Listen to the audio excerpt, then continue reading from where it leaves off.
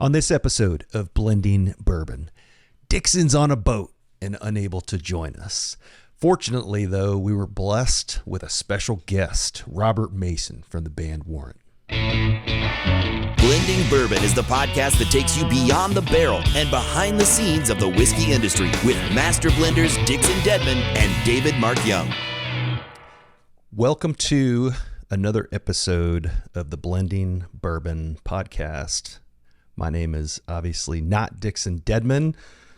Dixon is out of pocket today, so I will be taking point doing the introduction. Dixon's actually stuck, god-awful situation. He's stuck on a boat on vacation. Just kidding, but of course we're going to razz the heck out of him for not being here today. He did send a picture, and he's having an amazing time with family, reeling in some big fish. So we'll continue as planned. My name is David Mark Young from Golden Sheaf Whiskey Company, master blender and owner. And we kicked around some ideas today about what to talk about. I could certainly try to fill Dixon's shoes and put on a solo show, but those are some pretty hefty shoes to fill. So fortunately, we're blessed with a special guest today, someone that I have a lot of respect for. An icon in his universe, which I've had a mere glimpse into. And without further ado, ladies and gentlemen, welcome Robert Mason from the band Warrant. How's it Hi, going? Robert.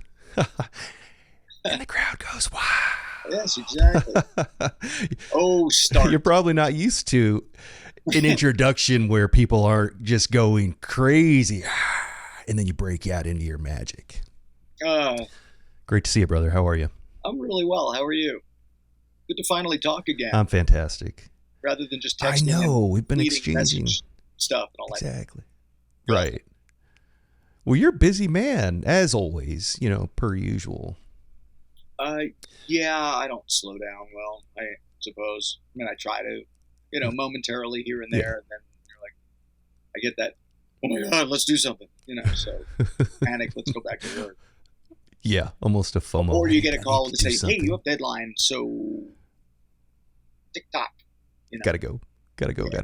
Yeah, I get it. Yeah, no, it looks like you guys, after COVID, I know things were slow, especially in your industry. That was a pretty big hit to the entertainment industry, tours and that sort of thing. And, we experienced you recovering from that, and there was a lot of pivoting, and it was interesting to see how that universe responded. And then eventually, all things were lifted and it was right back to the grind, and we experienced that too. And so it's good to see you back in your prime element 100%.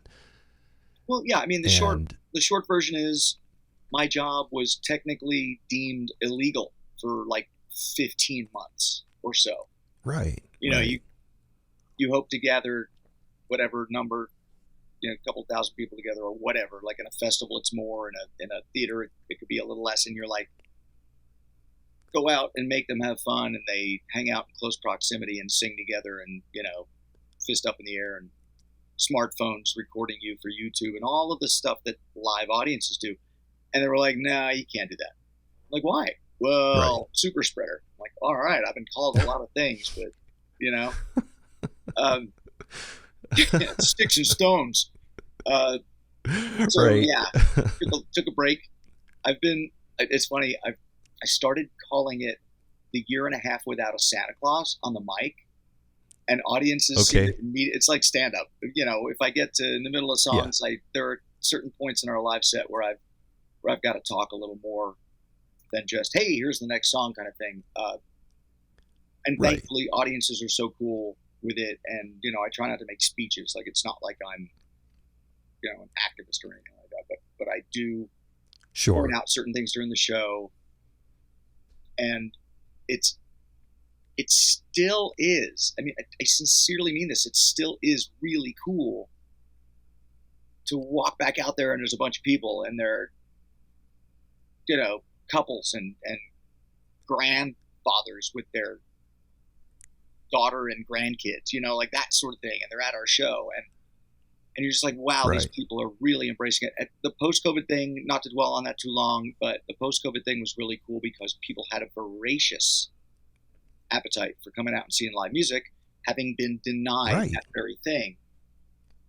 Like anything else, ooh, we can go to movie theaters again. Oh, I can walk around the mall. Ooh, I can go see a rock concert, get on an airplane, Right. all those things without a mask. Yeah. Without a mask. Right. Yeah. Yeah. Don't know what you got till it's gone, right? Exactly. Oh, there you go. That's Cinderella, though. I was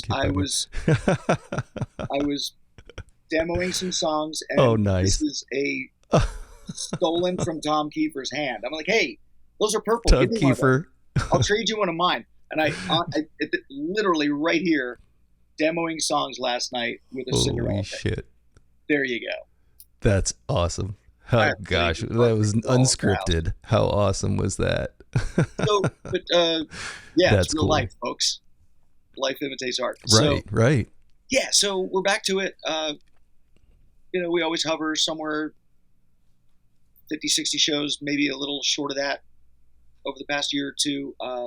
But that's back to what it should be, or what it has always been traditional. Is that normal? Yeah. And Yeah, I'm is telling you that what, normal? crowds are out Okay. there in force, and they're loud as all get out, and, they're Right. enjoying themselves. So we couldn't be more happy. Right. Well, I was, I'm grateful to have experienced your live performance.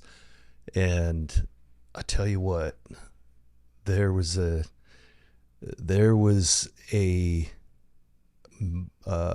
mindset shift that, we talked about it a little bit, I think the day after the show or whatever. But this is a whole new, it's a foreign universe to me. So, spending time with you and then kind of seeing you go into that, pre-show mindset and then come out on stage and perform. And then afterwards, man, I was like, wow, this is the shit. Like, this is it doesn't get any more pro grade than this. And it was cool. It was a cool experience to actually see behind the scenes like that. Whether I think anybody serious about their craft in any way, whether it's performance or whatever they do, there's a certain amount of focus that's required. You can't just haphazardly, tumble onto the stage and do that. There's a lot of, for me, it's a lot of forethought, or else I wouldn't be feeling good about doing it, nor have any of the, any of that proficiency, preparedness, any of that. I'm a prep freak when it comes to that. I can't just roll out of, a nap and go do that, because it won't work the same way. And I'm just not built that way. I can what works for me appreciate doesn't that. work for everybody. But Right. there's a whole lot of So prep. is I mean, that- it's funny. It takes a lot of work to look like I'm having a party, and it is one in a lot of ways. It really is one. So, and it's fun and it's enjoyable, but there's still a focus. Like, I'm up there working, but I'm the MC of a party for all the audience now, so I kind of have to be not just singing, but like directing attention around and all the other dumb stuff that I, in my own head I have to do. And like, my inner monologue is 3 things at once during a show, not just singing the words. Right. So that probably doesn't come second nature to a lot of people, or seem like it, because it's a big party for them. It should be a celebration for them. It should be a release. It should be a thing where you forget your problems. Right. But How long have you been doing this? But I'm working. Yeah. Well, yeah. And this is you. This is your brand, so to speak. And this is Robert Mason. So yeah, you're very meticulous about it. I mean, that's very obvious. And you do a great job of entertaining. But that's interesting. This show, this podcast, is about behind the scenes of our world. And so it's interesting to dive into the mind of Robert Mason and hear what's happening. You make it look easy, first you of all. don't want to be here between these ears sometimes. But to understand what's happening actually, on stage, pre, during, and post, even post show. I mean, it was, I just saw, it was cool. It was just cool to just observe, and I mean, I was just kind of taking in all the things. We're kind of standing off to the side of the stage, and then all of a sudden I hear this, hey, and the gate opens up and there's Robert Mason, Tesla's about to take the stage, and you're like, come on. It's weird. I'm sorry, man. It's an honor to have you on here. Come on. I'm not one of the third person kind of people. I've just never done I know. That. And it's typically not against anybody else's use of it. It's just something that I never do. So right. It's a little weird. It's like, but it always, the reference that I make in my head whenever I hear that, I go back to, if you remember the series Californication. Yeah. Duchovny was brilliant in that, and Tom Kapanos was the writer and creator along with him. And there was a series of episodes when Rick Springfield was a guest. Okay. Cameo. And he would always call him Rick Springfield. It's like, you better watch your tone, Rick Springfield. Like, always. And they were like in an interrelated thing with the other cast members. There was an intimate relationship thing going on with a female cast member and him. And it was just, but it was hysterical because Rick got to play a person that's not him, from what I understand, but a very self-important rock star inflated version of his persona. Right. And like, on the opposite side of David Duchovny's character, of not having him act that way, it was just super funny. So anytime I hear my name more than once or twice like that, I'm like, you better watch your tone, Rick Springfield. Right. It's like, yeah. And if I ever meet Rick Springfield, I am going to use that. I'm going to say his full name. Yeah, I'll find out his middle name if he's got one every time. There you go. Every time I say, well, it was very nice to meet you. Whatever. Rick Francis. I don't know. That's obviously right. Just make it up. I'm sorry. So how long have you been? Oh no, we're just going down an organic path here. I love the live show experience. Again, is really one of the coolest aspects of this. I mean, you start out as a little kid singing church, or you sing a song and with the radio, and and people go, "Ooh, that sounds good," and then you get like a praise for that. And very early on in my life, that die was cast, right? That was set. Yeah. Like the first time you're 2 years old and 3 years old, and you play a very rudimentary thing on the piano and sing to it, and you get done, and you're like at a family gathering. Everyone goes, "Oh, little Bobby, that was beautiful," and you're like, "Oh shit." Something cool happened. Yeah, I'm going to do this forever. Yeah. Can this be a job? So well, yeah. At what point gratification at what point did that resonate with you? At what age? Was there a moment? 2.5. 2.5. You're like, I did that. That's real life experience. Like I did all that stuff, but I mean, even to the degree where in the first grade, where everyone would stand up and put their hand on their heart and sing "My Country 'Tis of Thee," I played it on the piano that was in the first grade classroom at the request, actually the insistence of my first grade teacher. Like, I didn't have to sing it, which is the weird part now, because that's what I do for a living.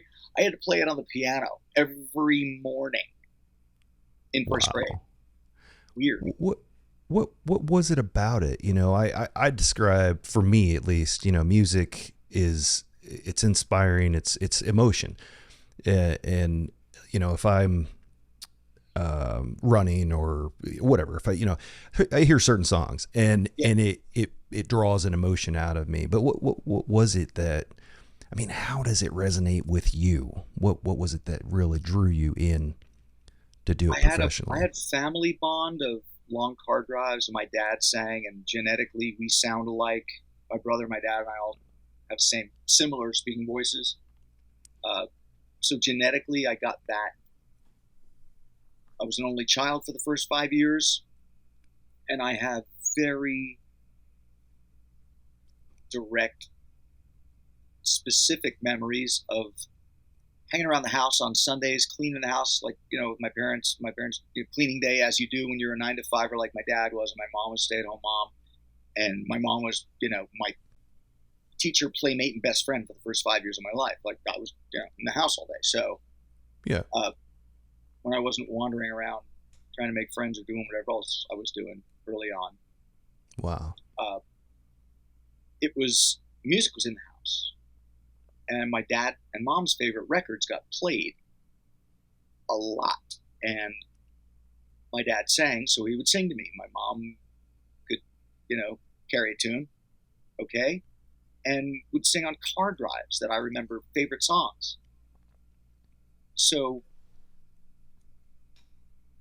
I had that just innate, always there. Music was always there. And then there was piano in the house, or keyboard, like a church organ, top and bottom church organ kind of thing, dual keyboard thing, Hammond. And I would learn to play that. My dad taught me what chords were, 1, 3, and 5. Before I understood the math of it, I heard it. And then I heard him sing harmony to a lead vocal, and I'm like, oh, and then he showed me where that note is. Here's what I'm doing. 1, 2, 3. Here's the major third. This is what this is. And he didn't know a whole lot about music theory. And so I had that, Ty, your life, like in the womb, my dad sang to me.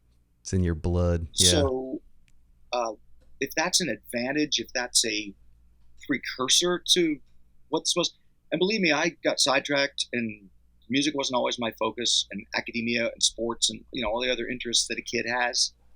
Yeah. Had all that. Pretty full childhood. Right. In fact, a more like well-rounded childhood than focused. Yeah. Oh yeah. So I may have focused a little too late. Not too late, but you know what I mean? Later in my life in music, in high school and college. So it was always part of what I was doing. Yeah. Is that the right answer for that question? I mean, I know I'm going on. It's your answer. But I do have those. If you're asking what the first stuff was, I have those just absolutely detailed memories. They're like little movies that you still have in your head of being like 2 and going to the drive-in with your parents, sitting in the back seat on the back seat, and the gap between the back seat and the front seat. My dad built this little bench that would fit in there and effectively make the back seat a bed for me. Blankets, pillows, I could fall asleep, and they could make out or whatever they wanted to do, at the movie later on.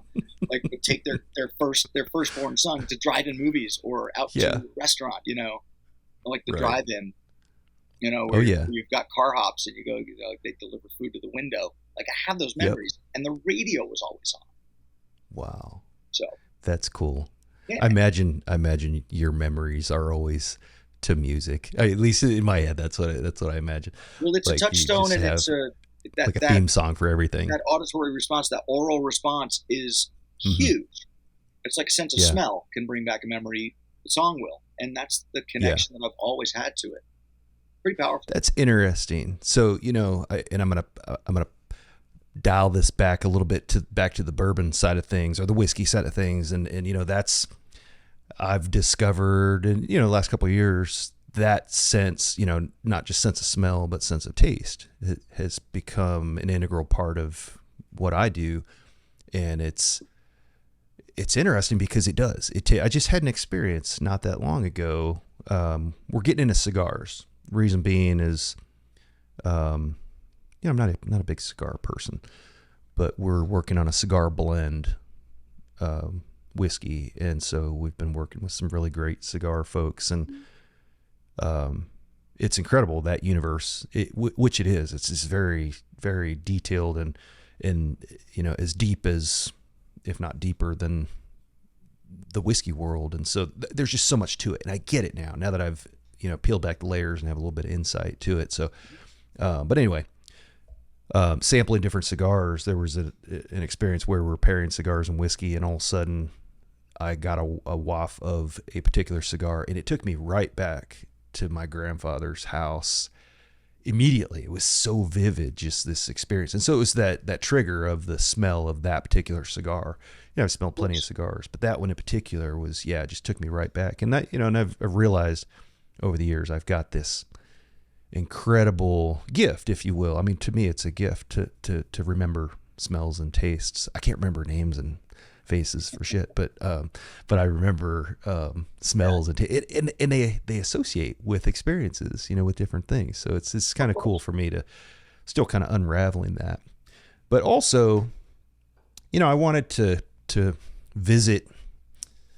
So we've been fortunate enough, Dixon and I, who's by the way not here if anybody hasn't noticed. He's on a boat, yo. He's on a boat. So continue to press that button throughout this episode. On a boat catching fish, which is important. No, it's the family time that's important, but he's, forewent this far advanced calendar invite schedule to go fishing. And so I hope he caught a lot of fish, Dixon. But the connection. So we've been fortunate enough to build up a pretty good following, and with the assistance of this great production company, Myerden does an amazing job, and has actually continue to participate in the show. But just wanted them to kind of, I'm guessing people are kind of like, oh, awesome, Robert Mason, badass, Warrant, very cool. Wait, what the hell does that have to do with whiskey and bourbon? So let's bring it full circle. A lot of great songs have been written about booze. Yes, absolutely. But your direct connection. So I'm going to share something here with you. See if I can get this. Oh, good Lord. There you go. So we got Dixon, Robert. Trying to get that on the rocks thing. Hold it. There you go. There you go. Oh, there you go. Hey. There it is. Yeah, the On the Rocks podcast, complete with six string. Exactly, the On the Rocks podcast. So a little backstory behind that. So Robert, you're a whiskey aficionado, right? You fall into that category. Yeah. I mean, I like what I like anybody else. I don't claim to know a lot. I just have a little bit of experience. Right. And there's overlap with your universe. And like you said, songs, songs about whiskey. And, but we had a lot of discussions about various whiskeys and bourbons and that sort of thing. And at the time, Dixon and I had been talking a lot. And I know, there's one particular moment where you were kind of sharing some insight to your world, which is pretty freaking cool. And, name dropping as if it's, it's just normal life to you. The folks that you're on tour with. I know that's a weird thing. It feels like name dropping even to me sometimes. It's just, but it is people, people I know. You know people who are, I'm sure you do, that you hung out with or done whatever in your work that are absolute legendary in their field. And I know a lot of musicians. It just, it's occupational. I name drop Robert Mason all the time. All the time. Rick Springfield. He's going to get wind of this. He's going to find out about this. We're going to have him on the podcast. I'm going to get a nasty Instagram direct message from him. Yeah. So we're having these conversations, and no, not name dropping, but just sharing your, being transparent and sharing your world. Hey, I was with so and so, and I'm like, in my mind, I'm like, gosh, damn, that's cool. And then we got off the phone one particular moment, and I had to jump to a call with Dixon, and Dixon's telling me about, I was just, Jim Rutledge, and he's name dropping, so to speak, not name dropping, but that's his world, right? And so sure.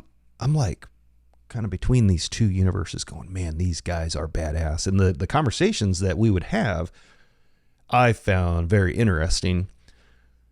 And I thought, man, people would pay money to hear these conversations. This is just so cool, so I was just honored to be a part of it, just hear what's going on and share some time with you and talk. And, man. But then, and it kind of evolved into an idea of taking those worlds, combining those worlds, and we came up with On the Rocks.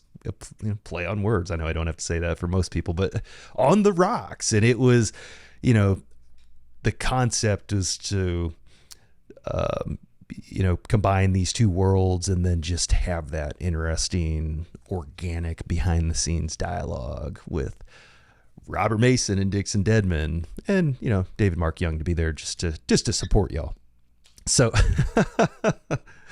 and we did. So we pulled that thread and we recorded some episodes, and I'm hoping by the time Myerton and crew get this ready to broadcast this episode, that maybe they can incorporate some of that footage, some of the good times that we had.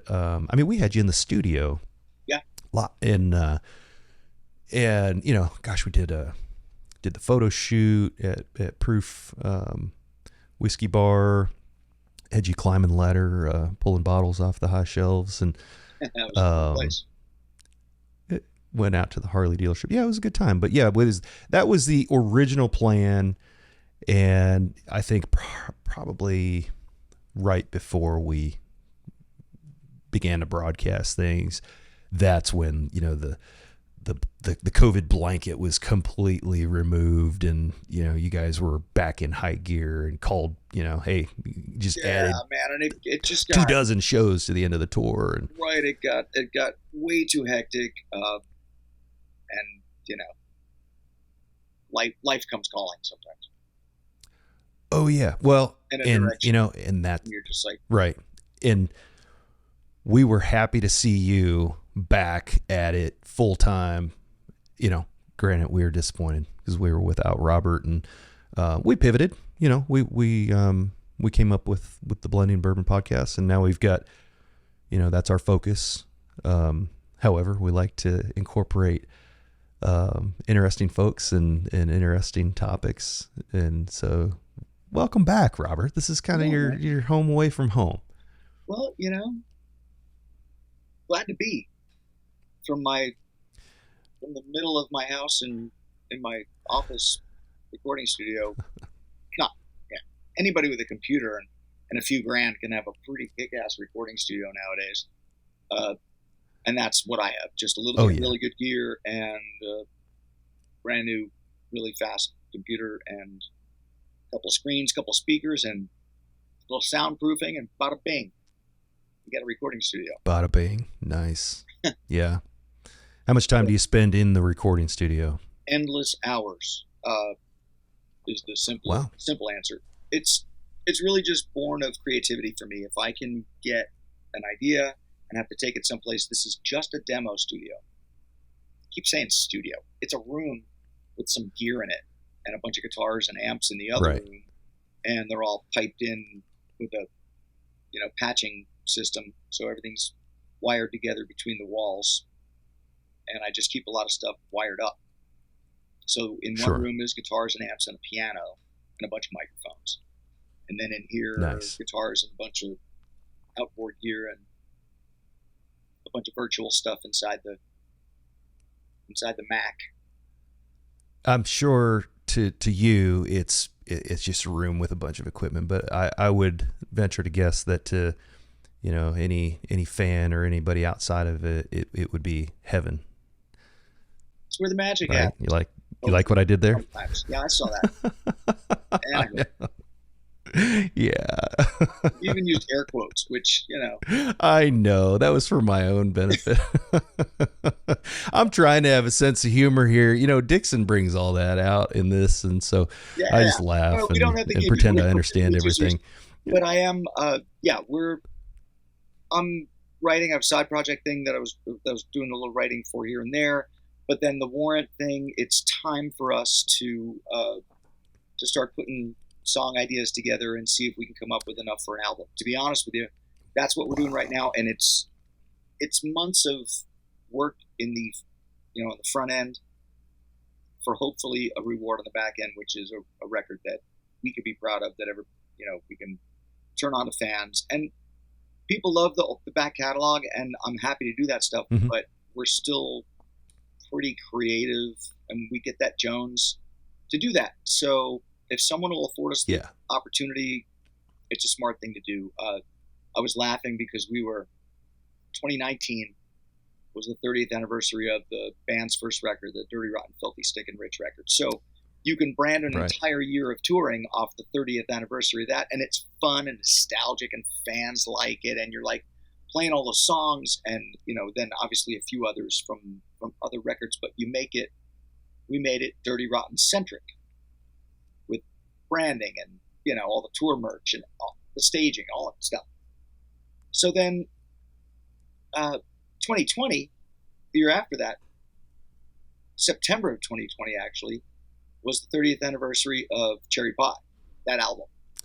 Yeah. Right. So for us to finish touring in February of 2020, and then in March everything to go, boink, gone, bye-bye. Sit at home. Shut down. Yeah. Yeah, it was a little odd. So we just took a mulligan, golfers in the audience, but maybe. So we decided 2021 would be the, F it, we're doing it anyway, So when we came back out in the mid 2021, we did a full year of that. Well, then 92 is when Dog Eat Dog came out, the band's third record. So 22 is 30th anniversary of that. So you're like, we sat around at the end of last year and I said, my joke is, guys, we're running out of 30th year album anniversaries to celebrate. Let's just write a new one. Yeah. And everybody kind of had the same mindset. So I was just on the phone with our bass player, Jerry, earlier today about stuff we did last night. So, it's an ongoing thing, and we will be figuring that out. So that's that takes so much of your bandwidth and your brain. I grind my teeth at night to the rhythm or the drum parts that I hear in my head for songs that I'm trying to birth, from nothing. And you sit with the guitar all the time and all that. Anyway. Wow. So that's cool. That's exciting. So any idea as to any ballpark time frame as to when something might be out? Something new. I hate to say not just yet, but not just yet. It really depends upon when we have a batch that we like enough, a batch of songs. You write a whole bunch and then you distill it down to, I used one of your terms. The ones blend batch still, right, you blend the elements until you reach a combination that you think is palatable for your audience. Yes, and, sir. Oh man. If it works for us, then we feel like it's the right time.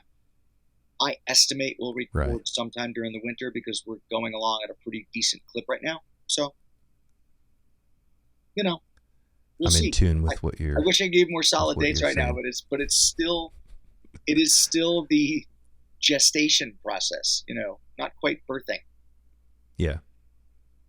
We're still developing. But that's exciting. Oh yeah. Yeah. As a consumer, it's exciting. I can only imagine your excitement, your internal enthusiasm. I imagine. Is there a favorite part of what you do? I know we talked about live music, but putting together, crafting something, your new music, where does that rank as far as live, all the things that you get to do? Like, what's at the top of your list? It's way above travel. No, it's it's the top couple of things I could possibly ever do. I mean, I love singing the songs that already exist, and the back catalog of this band is so much fun to do. And I wasn't there for the writing of the songs, but you see the audience embrace them still, and it's so much fun to do them. I'm a fan as well at heart, so it's very rewarding to turn an audience on to songs they know by heart live, but then to turn them on to something new and have them embrace it is the biggest reward. It really is. It's really cool. You always try, but I have a pretty pragmatic or realistic expectation of what I think will happen with new songs. It's Yeah. really difficult these days to get something exposed.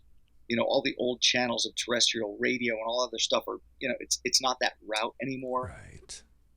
But if you turn people on to a song and they hear it maybe through social media or whatever, and then they come to your gig and they hear it live, or they've heard the songs streaming and they want to go buy a physical album or CD, we have those. They're still available for purchase, although it's not the only way you get music anymore, but it's still an element. And we do meet and greets where we'll sign merch for people and get a little hang time pre or post show, usually pre-show. And that connection with fans is really valuable and fun. So we still do that too, you know, meet and greets and then live shows, and being able to put merch, physical merch, like if someone holds an album, that's still a magical thing for me. Like, I'll be 59 in a month. Wow. I just went to, where were we? Johnstown, Pennsylvania, east of Pittsburgh last weekend. And I went with my crew guys, and Steven, our drummer, went out to the reportedly oldest record store in the contiguous United States, in Johnstown, PA. Apparently, if his logo doesn't lie, this guy's got the oldest record shop, and there's tons of vintage stuff. And I found an old Humble Pie record that I don't own. Oh man! And it was in spectacular shape. The album, you know, the jacket and the gatefold had obviously seen some better days. I think this record came out in 1970 or 71, and 70, I think. And I wanted it, and it, you know, made it mine. Took it home. I still love that. And It's our yours now. albums, You brought it home. if we get to That's design cool. album art, you know, there's nothing like picking up something that's this big, opening up, sliding that album out. To me, that always is nostalgic and fun. I mean, I might be going on too long about that, but I know there are fans that appreciate it as well. And the art's bigger. It's full size. Absolutely. You can take a Sharpie and sign it, and fans are like, you know, super excited about that. So that's really cool. Again, another reward Well, that I get to do. Right. And that's cool. Yeah, record players have come back. I mean, it'll be interesting to see if cassette decks come back, or you know, VCR, so you know, that kind of stuff. So when I was at your show in Omaha, I purchased a CD, and I forget the two gentlemen, the guys were supporting the merch. They've kind of got some branding of their own. I forget their names. But anyway, I bought a CD and then realized I don't own a CD player anymore. And so, but I have a cool souvenir from the show. So it was nice, nice to have. But yeah. So did you bring that record home and play it, or does that stay in the jacket? For sure. Okay, cool. I came home, and usually we fly home on Sundays,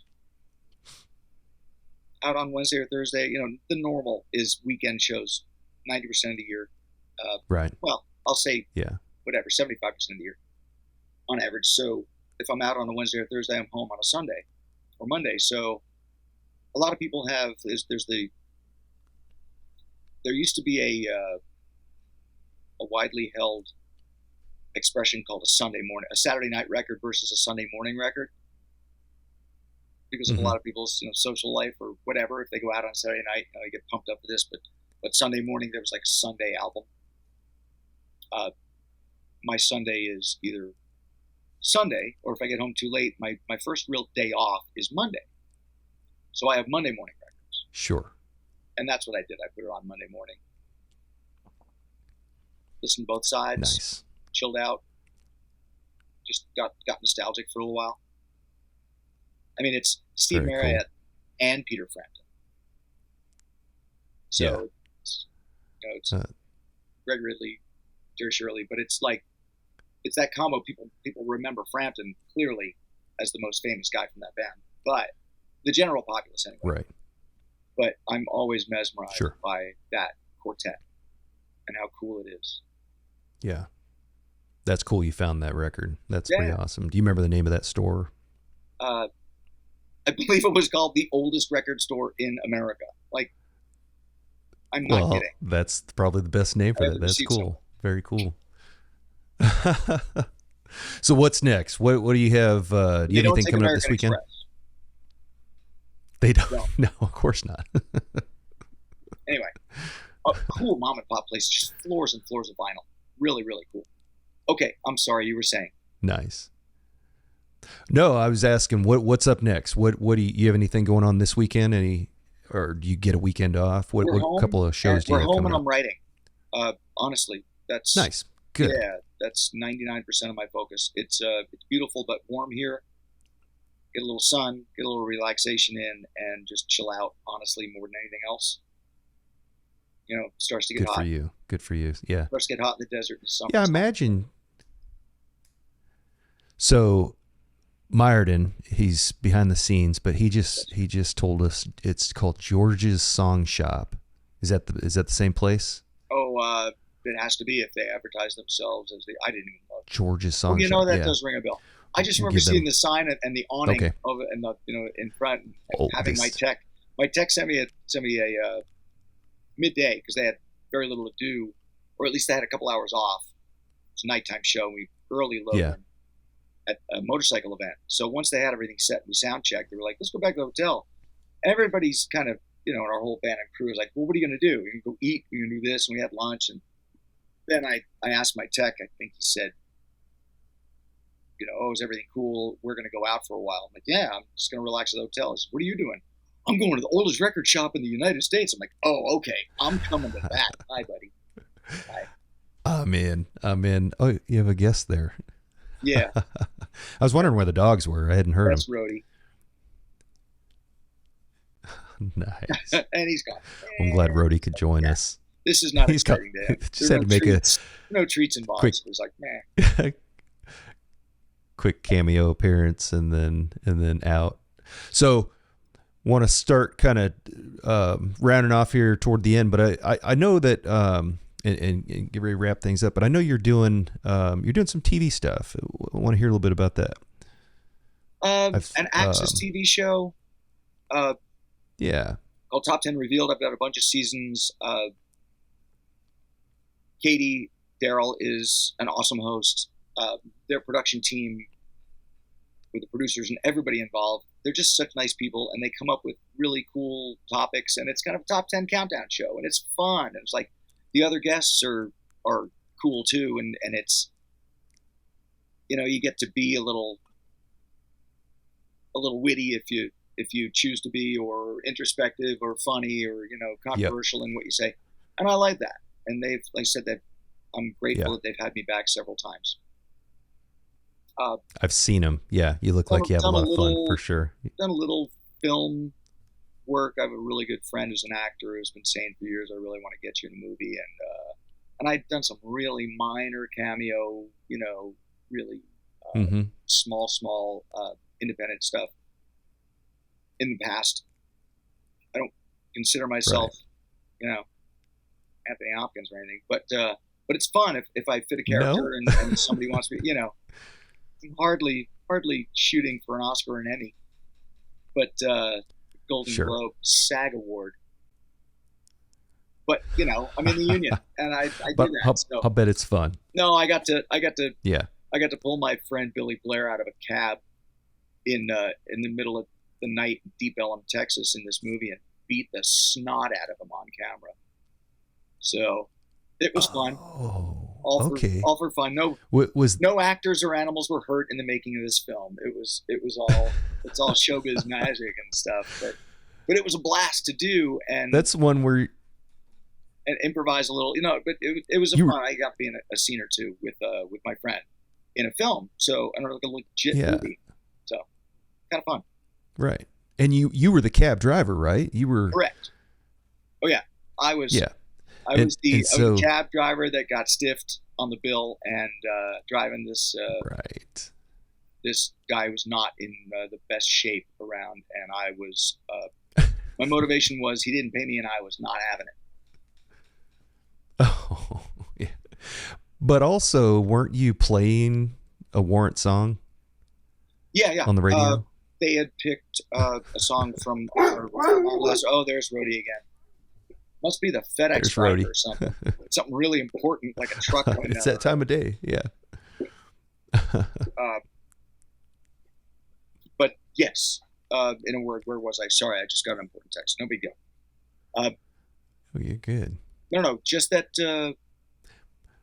it was Music Man was a song that we had written for that I think Jerry and I had written. Oh, that's for right. The last Warrant record on the Louder, Harder, Faster record. So they wanted to use a song, and part of the joke was I'm driving and I put the song on. The song comes on the radio, and and Billy's character says something disparaging about it, and I'm like, what's wrong with that? I like that song, that kind of thing. It was funny. It was the directors and writers' idea, and it was kind of cool. I was honored to to have been given the opportunity to do that, and it's kind of fun. It is fun. That's cool. Yeah. Well, Robert, thank you very much. This has been an honor and a pleasure. It's always great talking with you and doing this. We'll have to get together and share some whiskey again soon. Yeah, man. Love to come to another show, get you on the road. Yeah, let's make it happen. Well, thank you. And so that film is called Tonic. Tonic. It's about a mostly about a piano player, jazz piano player, sort of having rough times, and that's my friend Billy Blair, who's the lead actor. But he's a good dude. I've known him for years, and he's really good. Really good people in that movie too. It's really, and it's being well received, which is even to have the tiniest little small part in that was kind of cool for me. Right. Yeah. A related industry, cool. but different. Different toolkit. Wait, when was that released? When was Tonic recently, released? It's going around the festival circuit. It's kind of like an indie trying to get traction, and has been. It's been reviewed very highly. I mean, it's like 100% Rotten Tomatoes, that kind of stuff, and it's been making the rounds around the some of the festivals in the States and otherwise, and abroad. Well, anyway, awesome. There you go. Well, congratulations. Yeah. Well, there you go. Tonic. Check it out. Yeah, we'll have to tag it and promote it on here on the podcast, and man, always appreciate share that with everybody. It's really cool. Yeah, I've watched a bunch. It's you and Dixon are doing really, really cool stuff. It's a world I don't know too much about, so it's always kind of informative when I get to find out things. I'm like, oh, this is awesome. I appreciate it. Love to come down and we'll do a tasting sometime, and maybe between shows and share some whiskey and get back out to some of those whiskey bars. But thanks for taking the time out of your recording, writing schedule, and to hang out with us here at Blending Bourbon. My pleasure. And as always, brother, it's been an honor and a pleasure, and we'll talk soon. I'm sure we'll talk soon.